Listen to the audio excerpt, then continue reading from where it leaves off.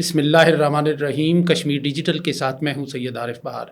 ناظرین، گلوبل منظرنامے پر اس وقت ایک عجیب سی کیفیت ہے، ایک تجریدی آرٹس کا ایک منظر پیش کر رہا ہے عالمی جو کینوس ہے۔ ایک طرف تو ایران، امریکہ اور اسرائیل کے درمیان جنگ جاری ہے اور مشرق وسطیٰ کے دوسرے ممالک بھی کسی نہ کسی انداز سے اس کی لپیٹ میں آ چکے ہیں، تو دوسری طرف پاکستان کے پہلو میں پاکستان کا جو ہمسایہ ملک ہے افغانستان، وہ پاکستان کے ساتھ مسلسل ایک شرنگیزی کی سی کیفیت میں ہے۔ اور اس پر صرف یہی کہا جا سکتا ہے کہ جن پتھروں کو ہم نے عطا کی تھیں دھڑکنیں، ان کو زباں ملی تو ہمیں پر برس پڑے۔ یہ وہی طالبان لوگ ہیں یا وہی ملیشیا ہے، وہی قوت ہے کہ جس کے لیے پاکستان نے بہت سے طعنے بھی سہے، بہت سے الزامات بھی سہے اور عالمی سطح پر ایک بدنامی بھی مول لی، لیکن آج وہ کابل کے حکمران ہیں۔ لیکن یوں لگ رہا ہے کہ وہ پاکستان کے ساتھ ان کی مخاصمت کی ایک لہر سی آئی ہے اور ان کے جو سروں میں ایک سودا سمایا ہوا ہے کہ وہ پاکستان سے جنگ لڑ کر کوئی بڑی کامیابی حاصل کریں گی۔ تو یہ ایک عجیب سی صورتحال ہے اور یہ جو منظرنامہ عالمی بن رہا ہے اور پاکستان کا ایک ہمسائے کے ساتھ جو ایک کشیدگی اور کشمکش کا سا ایک منظر ابھر رہا ہے، اس پر ان سارے پہلوؤں پر گفتگو کرنے کے لیے آج ہمارے ساتھ سیاسی تجزیہ نگار فاروق اشرف اعوان صاحب موجود ہیں۔ ہم ان سے گفتگو کریں گے اس موضوع پر۔ فاروق اشرف اعوان صاحب، بہت شکریہ آپ کا۔ جی آپ کا بھی بہت شکریہ جی۔ بنیادی طور پہ ہمیں دیکھنا یہ ہوگا کہ ہم جس خطے میں بیٹھے ہیں، جب بھی چونکہ میں ذرا گھر سے یہ بات سٹارٹ کروں گا تو زیادہ اچھا لگے گا، کیونکہ ابھی جو سینیریو آپ نے پیش کیا وہ تو گلوبل ایک منظرنامہ ہے جس کو دیکھ کے ہم یقیناً ہر ماتھا ٹھٹک رہا ہے کہ کیا ہونے جا رہا ہے۔ ہر آدمی کسی نہ کسی انداز سے متاثر ہو رہا ہے اس سے، کیونکہ تیل کا معاملہ ہے اور جب تیل کا معاملہ ہو تو اس سے پھر جاتے جاتے نچلی سطح پر دور دراز دنیا کے کسی بھی کونے میں بیٹھا ہوا آدمی بھی متاثر ہوگا۔ لیکن میں یہ سمجھتا ہوں کہ ایز اے کشمیری پاکستانی جب میں اس سارے منظرنامے کو دیکھتا ہوں اور اس کی شروعات جب میں یہ دیکھتا ہوں کہ پاکستان اور افغانستان کے اندر جو اس وقت برسر اقتدار طالبان ہیں، ان کے بیچ یہ گزشتہ عرصے سے جو ہمیں ایک رفت نظر آ رہی ہے، جس کے اوپر بہت ساری میں سمجھتا ہوں کوششیں بھی ہوئیں، جس کے اوپر بات چیت ہوئی، لیکن باوجود اس کے وہ اکراس دا بارڈر جو ایک وائلنس پاکستان کے اوپر مسلط کیا جاتا رہا، جس میں ہماری فوج کو، ہماری عوام کو نشانہ بنایا جاتا رہا، اس کے اوپر میں سمجھتا ہوں کہ حکومت پاکستان نے بہت صبر آزما وقت گزارا، اگر ہم ماضی قریب کی طرف جا کے سارے معاملے کا انالیسس کریں۔ بحیثیت پاکستانی میں سمجھتا ہوں کہ ہماری جو قوم ہے اس نے افغانیوں کے لیے، افغانستان کے لیے ایک بہت طویل میں سمجھتا ہوں کہ ایک صحبتیں برداشت کی ہیں، جس کے اندر اس عرصے کے اندر ہم نے بے شمار اپنی جانیں قربان ہوئی ہماری اس وطن کی دفاع کے لیے اور اس دہشت گردی کے اس لہر کے اندر۔ دوسرا آپ دیکھیں بہت املاک کا نقصان ہوا اور سب سے زیادہ میں یہ سمجھتا ہوں کہ ہماری معیشت کو، جس کے اوپر کبھی بھی اس طرح ہم نے کھل کے بات نہیں کی، ہماری معیشت کو بہت نقصان ہوا۔ سوشل فیبرک فاروق اشرف اعوان صاحب، اگر آپ اپنا زمانہ طالب علمی یاد کریں کہ کتنی بڑی لہر آئی منشیات کی، اسلحے کی، تعلیمی اداروں میں اور باقی جو ایک سماج میں ایک کشمکش سی کی کیفیت ابھری، اس سے پہلے ہم نے کبھی نہیں سنا تھا کلاشنکوف یا ہیروئن کا نام نہیں سنا تھا۔ تو یہ بھی ایک وبا جو ہے اسی دور میں سامنے آئی کہ جب پاکستان نے ان کی مدد کی تھی، افغان جو مجاہدین جن کو ہم کہتے تھے۔ اور بھائی یہ تسلسل ہے، ہم اگر اپنی نیکیوں کا تسلسل گنے تو بہت سارا ایک میں سمجھتا ہوں سفر ہے جس میں ہم نے بہت ساری چیزیں اپنے افغان بھائیوں کے لیے بحیثیت مسلمان اور بحیثیت پڑوسی ہم نے ان کے لیے کی، لیکن وہاں سے جو کچھ آتا رہا یہ کوئی نئی بات بھی نہیں ہے۔ اگر میں یہ کہوں کہ یہ ایک پہلی بار ہوا ہے تو پہلی بار ایسا نہیں ہوا۔ میں سمجھتا ہوں جب پاکستان بنا اس وقت بھی جو اگر ماضی میں ہم چلے جائیں تو مخالفت وہاں سے بڑے پیمانے پر اٹھی تھی، پاکستان کو تسلیم کرنے میں بہت لیت و لال سے کام لیا گیا، بے شک، لیکن یہ ماضی ہے۔ ہم اگر حال کی طرف آ جائیں تو میں یہ سمجھتا ہوں کہ آج پاکستان کو ایک ایسا فیصلہ کرنا پڑا جو فیصلہ شاید ہمیں بہت پہلے کر لینا چاہیے تھا، لیکن چونکہ میں سمجھتا ہوں کہ ایک بھائی چارے کی اور ایک پڑوسی ہونے کے ناطے بہت ساری ایسی چیزیں تھیں جن کو حکومت پاکستان نے، ہماری فوج نے اپنے اوپر لے لیا، لیکن کوئی ایسا کام نہیں کیا جس کے اوپر جا کے ہم ایک ایسی پوزیشن پہ چلے جائیں جہاں پہ ہمیں وہ کرنا پڑے جو ہم نہیں کرنا چاہتے تھے۔ لیکن میں سلام پیش کرتا ہوں اپنی پاک افواج کو، میں حکومت پاکستان کو بھی میں سمجھتا ہوں اس پہ خراج تحسین پیش کرتا ہوں کہ انہوں نے ایک بڑا فیصلہ کیا اور بالآخر ہم نے آ کے وہ کام کیا جو ہمیں بہت پہلے کر دینا چاہیے۔ اچھا، فاروق اشرف امان صاحب، حامد میر صاحب کا ایک ٹویٹ میں دیکھ رہا تھا، اس میں وہ کہتے ہیں جی کہ جو کابل کا ہائی سیکیورٹی زون ہے، جیسے ہمارا جو اسلام آباد کا بالکل اشارہ دستور کا علاقہ ہے، اس کے اندر جو پاکستان کے موسٹ وانٹڈ قسم کے جو لوگ ہیں، ٹیررسٹ ہیں، حافظ گل بہادر اور بشیر زیب بلوچستان کے، وہ وہاں بیٹھے ہوئے ہیں، اور اب سفارتی حلقے جو ہیں وہ بھی یہ تشویش ظاہر کر رہے ہیں کہ ہمارے علاقے میں، ہمارے درمیان لا کے ایسے لوگوں کو بٹھایا گیا ہے۔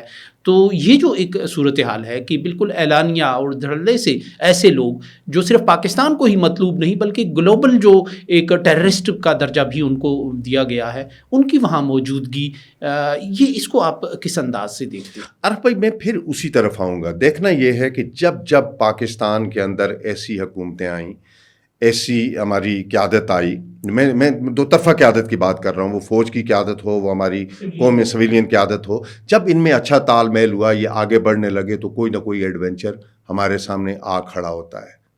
میں یہ سمجھتا ہوں یہ اسی کا تسلسل ہے۔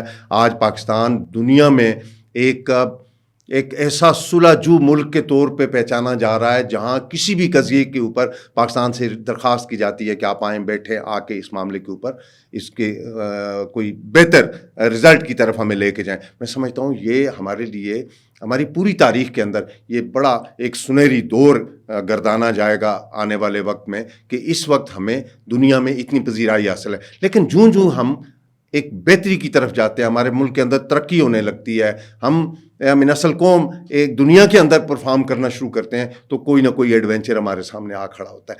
یہ ایڈونچر جس کے آج ہم بات کر رہے ہیں، بہت کوشش کی گئی۔ آج آپ دو بندوں کے نام لے رہے ہیں، ہمارے اگر ماضی میں آپ چلے جائیں تو اگر اس سے پردہ ہٹا دیا جائے تو بہت سارے ایسے نام ہیں جو موسٹ وانٹڈ تھے پاکستان کے، اور وہاں وہ پل بڑھ رہے تھے، اور وہاں سے وہ ساری کارروائیاں جو آج پاکستان کے خلاف ہوتی رہیں، جس میں ہمارا بڑا قومی نقصان ہوا۔ میں یہ سمجھتا ہوں کہ ہمارے بچے، ہمارے فوج کے نوجوان جنہوں نے اپنی جانیں ہتھیلی پر رکھ کے اس ملک کے دفاع کے لیے قربانیاں دیں، ہم انہیں کبھی ان کا قرض ہم نہیں اتار سکتے، لیکن دیکھنا یہ ہے کہ من اصل قوم ہمیں وہ فیصلے کرنے پڑیں گے جو فیصلے ہمارے مستقبل کے لیے ضروری ہے۔ تو اس میں کیا دیکھتے ہیں آپ؟ مطلب پاکستان کے لیے آپشنز کیا ہیں افغانستان میں؟ یہ طالبان تو پاکستان کا آخری جو ایک آپ سمجھیں ایسٹ تھا، کہ جو اب الٹا پڑ گیا ہے، راجہ پورس کے ہاتھی بن کر اب اپنے محسنوں پر ہی یہ برس رہے ہیں، اب انہیں ہی ایذا پہنچا رہے ہیں، تکلیف پہنچا رہے ہیں۔ تو جو شمالی اتحاد ہے یا جو باقی لوگ ہیں، وہ بھی تو پاکستان کے آزمائے ہوئے ہیں۔ اب آپ سمجھتے ہیں کہ اس میں کوئی اصلاح کی کوئی صورت بن سکتی ہے، کوئی سینس پریویل کر سکتا ہے کہ وہ پاکستان کے یہ جو مطلوب دہشت گرد ہیں ان کو پناہ دینے کی بجائے پاکستان کے حوالے کر کے ایک تعاون کا کوئی راستہ نکالے؟ دیکھیے، ایک بڑا اہم اس میں ایک میں سمجھتا ہوں نکتہ نکلتا ہے جس کو دیکھنے کی بہت ضرورت ہے افغانستان کے پوائنٹ آف ویو سے۔ پاکستان معاشی طور پہ بھی اور ضروریات زندگی کے اگر ہم معاملے کو دیکھیں تو اس کو بھی مد نظر رکھتے ہوئے پاکستان ایک بیک بون ہے افغانستان کے لیے، معیشت کے لحاظ سے، کیونکہ یہ وہ راستہ ہے جس راستے سے گزر کے افغانستان کے اندر اشیاء خرد و نوش جائیں گی، وہاں کی ضروریات پہنچیں گی، تب جا کے وہاں پہ زندگی اپنی اصل روح سے بحال ہوگی، ادروائز پھر مشکلات پیدا ہوں گی اور ہو رہی ہیں۔ یہ اچھا سائن ہے۔ ابھی ایک دو دن پہلے کچھ بات چیت چلی ہے، میں سمجھتا ہوں کہ ایک گڈ ول جسٹر کے طور پہ تیسرا ہاتھ بھی تو اس میں ہے بھارت کا، کہ وہ چاہتا ہے کہ یہ آپس میں ہی لگے رہیں اور ان کی جانب کوئی نظر نہ اٹھے، ان کی جانب جو وہ کارروائیاں کشمیر میں کر رہے ہیں یا باقی ہے۔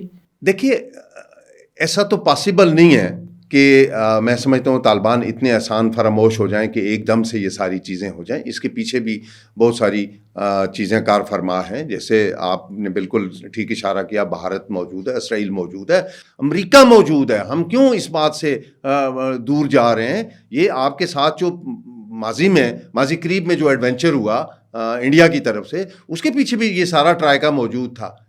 جو آج کریڈٹ لے رہے ہیں, جو یہ کہہ رہے ہیں کہ ہم نے جنگ بند کروائی, انہوں نے بالکل جنگ بند کروا کے کچھ لوگوں کو بچا لیا. کوئی گرین سگنل انہوں نے دیا تھا. ایسا نہیں ہو سکتا کہ ایک دم سارا کچھ اوپن ہو جائے. اور اللہ کی مہربانی سے میں یہ سمجھتا ہوں کہ بحیثیت ایک قوم ہم دنیا کے سامنے یہ بالکل ایک جسر رکھتے ہیں کہ ہم وائلنس کے بالکل خلاف ہیں. ہم کسی دہشت گردی کے حق میں نہیں ہیں. ہم تو وہ ملک ہیں جس نے ہمیشہ دہشت گردی کا سامنا کیا ہے. سب سے بڑی قربانیاں دنیا کی تاریخ اٹھا کے دیکھیں, 80,000 لوگ تو دہشت گردی کے خلاف جنگ میں دہشت گردی کی نظر کر دی ہے. لیکن باوجود اس کے ہم آج بھی یہ کہتے ہیں کہ دنیا کے ہر ملک کو حق حاصل ہے کہ وہ اپنی سالمیت کے ساتھ, اپنے وقار کے ساتھ دنیا کے سامنے کھڑا رہے. لیکن کوئی ہماری سالمیت کے اوپر, ہمارے استحکام کے اوپر کوئی آ کے اگر ضرب لگائے گا, وہ طالبان ہو, وہ انڈیا ہو, وہ امریکہ ہو, یا دنیا کا کوئی ملک ہو, میں یہ سمجھتا ہوں کہ پاکستانی قوم اب پیچھے نہیں ہٹے گی. ہم نے آگے بڑھ کے اپنے آخری حد تک, دیکھیں ہم ایک نیوکلر پاور ہیں. مجھے بہت اچھی طرح یاد ہے, میں آج یہ بات کوٹ کرنا چاہتا ہوں, میں سن کے مجھے اس دن بڑا دل بڑا ہوا. ضیاء الحق شہید میں کہوں گا کہ انہوں نے ان کا ایک سپیچ میرے نظر سے گزری. جب میں نے ان کو سنا تو مجھے یقین کریں اس وقت انہوں نے کہا تھا کہ وہ ملک قائم رہے گا, وہ قوم قائم رہے گی جس کے پاس مضبوط دفاع اور فوج موجود ہے. وقت نے ثابت کیا آج گلف کے اندر اور آپ کے افریقن یہ جو قریب والے ملک ہیں, ان کے اندر آپ دیکھ لیں, آج ان کی فوجی قوت کو ڈسٹرائے کر کے آج ان کی معیشت, ان کی سالمیت, ہر چیز لیڈر لیس کر دیا. ان کو لیڈر بھی ان کے نہیں پتا کہ کون کس ملک کا حکمران کون ہے اور کیا نام ہے. آج وہاں لشکری معاملات چل رہے ہیں. تو الحمدللہ میں یہ سمجھتا ہوں سما الحمدللہ کہ آج ہماری فوج, ہماری قوم ایک پیج کے اوپر ہیں. ہم انشاءاللہ, اور دنیا جانتی ہے ہم آزمائے ہوئے لوگ ہیں, ہم تو حالت جنگ میں ہیں. ارے بھائی ہمیں تو ایک لمبا عرصہ گزر گیا. دہشت گردی سے بڑی جنگ کیا ہوتی ہے؟ دوسری جنگوں کے تو پھر حدود و حدود ہوتے ہیں, آمنے سامنے لڑی جاتی ہے, لمیٹیشنز ہوتی ہیں. ہم تو اندھوں کے ساتھ انویزیبل دشمن ہوتا ہے, یہاں دشمن کے ساتھ ہم لڑتے رہے. لہٰذا میں یہ سمجھتا ہوں کہ ہمارے نوجوانوں کو کسی بھی ایسے ایڈونچر کی طرف نہیں جانا چاہیے, کسی بھی ایسے ایکٹیویٹی میں انوالو نہیں ہونا چاہیے جہاں پہ ہماری قومی شناخت, ہماری سالمیت, ہمارا استحکام خطرے میں جائے. میں یہ سمجھتا ہوں کہ ہمیں آج اس بات کی اشد ضرورت ہے کہ ہماری حب الوطنی جو ہے وہ بالکل سامنے آئے. اور آپ نے ایک بات کی انٹرنیشنل سینیریو میں, بالکل یہ بات تو آج روز روشن کی طرح عیاں ہو چکی ہے کہ جن ملکوں کے پاس دفاع مضبوط تھا وہ ملک آج کھڑے ہیں, اور جہاں قوموں نے اپنی افواج کے اوپر, اپنے اداروں کے اوپر اٹیک کیا, ان کو برا بھلا کہا, وہاں آج ایران کی مثال آپ کے سامنے ہے. شروع کے دنوں میں یہ تاثر دیا گیا کہ ایران کے اندر سے ایک بڑا بلک اٹھ گیا, جی قوم اٹھ گئی, عوام اٹھ گئی, انہوں نے اٹھ کے ابھی اس رجیم کو یوں. لیکن وقت نے ثابت کیا کہ ایسا نہیں تھا. آج ایرانی قوم ایک نقطے کے اوپر کھڑی ہے, اور وہ نقطہ یہی ہے کہ ہمارا دشمن, اسلام کا دشمن امریکہ بھی ہے, اسلام کا دشمن اسرائیل بھی ہے, اسلام کا دشمن. آج یہ بات ایران کے سامنے بھی بالکل ایک جسے کہتے ہیں نا جی, پردے کے اوپر ایک بالکل ایک کیپشن کے طور پہ لکھی جا چکی ہے کہ بھارت, جس کے ساتھ ان کی بہت گہرے دوستانہ تعلقات تھے, اس نے جو اس جنگ کے اندر ان کے ساتھ جو سلوک کیا وہ بھی آپ کے سامنے. یہ بھی ایک اہم موضوع ہے کہ بھارت نے کس طرح ان کو دھوکہ دیا ایران کو, اور کیسے ان کے جو وہ نیوی کے جو لوگ تھے ٹریننگ کے لیے آئے تھے, کیسے اسرائیل کو معلومات فراہم کر کے ان کو تباہ کروایا, ڈبو دیا, اسرائیل نے ان کو پانیوں میں غرق کر دیا. تو یہ بھارت کا بھی ایکسپوز ہو رہا ہے اس جنگ سے, یہ جو ایران کے محاذ پر ہو رہی ہے. دیکھیں یہ پاکستان کے حق میں یہ سمجھتا ہوں کہ پاکستان کی اس وقت جو ہماری ڈپلومیسی ہے الحمدللہ, دیکھیں بڑا مشکل پوزیشن پہ پاکستان کھڑا ہے. اور بھائی اس بات کو سمجھنے کی بہت ضرورت ہے. ہمارے ایک طرف بھی ایران ہمارا بھائی، ہمارا پڑوسی، ہمارے مسلمان، دوسری طرف گلف، اوپر آپ دیکھ لیں امریکہ، اسرائیل اور یہ بھارتی گٹھ جوڑ. اب ہو کیا رہا ہے؟ اس میں تو کوئی شک نہیں کہ ہمارے امریکن اڈے موجود ہیں اور وہاں سے بہت ساری چیزیں ہو رہی ہیں، لیکن میں سمجھتا ہوں کہ ایران کو بھی اس پہ ہم مبارکباد پیش کرتے ہیں کہ انہوں نے بھی آج تک جتنی بھی مطلب ایک وہ جسے کہتے ہیں نا رد عمل کا جو اظہار کیا ہے، وہ فوجی ہو یا عوامی ہو یا قومی ہو، اس میں بھی ان کے پریزیڈنٹ نے بہت سافٹلی مطلب آگے. اچھا، ایران ہمیں دو طرح سے متاثر کر رہا ہے. ایک تو آبنائے ہرمز کی بندش اور جو تیل کی ہوں گی وہ پوری دنیا افیکٹ ہوگی اس سے. دوسرا ہمارا ایک سوشل تعلق بھی ہے، ایک فیبرک بھی ہے. اب پاکستان میں بہت سے لوگ بلا کسی مسلک کے وہ ان کے دل ایران کے ساتھ دھڑکتے ہیں ایک مسلمان ملک اور ریاست کے طور پہ. تو ایسے میں پاکستان کے لیے میں چاہوں گا مختصر الفاظ میں آپ کہیں کہ کیا آپشنز ہیں کہ کس طرح اس دلدل سے نکلا جا سکتا ہے اور اس میں خود کو بچایا اور محفوظ رکھا جا سکتا ہے. سر، موجودہ صورتحال میں جو پاکستان کی اس وقت خارجہ پالیسی ہے، میں سمجھتا ہوں کہ اس پہ بالکل ایک ان کو مبارکباد کی مستحق ہے.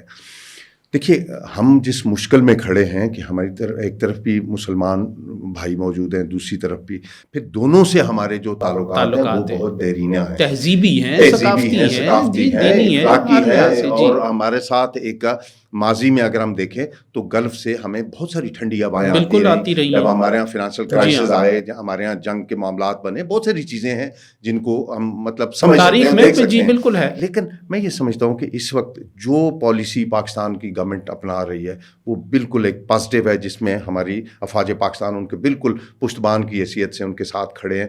یہ جس طرح اب دیکھ لیں کہ دونوں ممالک کو برج بننے کی برجنگ ہو رہی ہے، یعنی گلف کو اور ایران کو آپس میں ٹکرانے سے بچانے کے لیے قوم پاکستان کا جو رول ہے، میں یہ سمجھتا ہوں یہی رول آپ سمجھتے ہیں کہ یہی رول برقرار رہنا چاہیے ہمارے لیے. یہ دونوں ہم مطلب ان کو بہت قدر کی نگاہ سے دیکھتے ہیں، ہمارے ماضی کے اور انشاءاللہ مستقبل کے بھی. ہم ایک جسے کہتے ہیں نا کہ ہم ایک ہی سرکل میں جنم لینے والے لوگ ہیں، اسی میں آگے ہم نے بڑھنا ہے. ہماری جو مستقبل کی میں سمجھتا ہوں جو پلاننگ ہے وہ یہی ہونی چاہیے کہ ہمیں ایز اے برج کام کرنا چاہیے برادر ملکوں کے درمیان کسی کشمکش اور یہی ہماری کامیابی ہوگی. بہت بہت شکریہ فاروق اشرف احوان صاحب. ناظرین، معروف سیاسی تجزیہ نگار جناب فاروق اشرف احوان صاحب ہمارے ساتھ موجود تھے، جنہوں نے اس مڈل ایسٹ میں اور پاک افغان سرحد پر ابھرنے والی اس کشیدگی پر بہت سیر حاصل گفتگو کی، معلومات افزا گفتگو کی. سو اس کے ساتھ ہی اجازت دیجیے. اللہ نگہبان.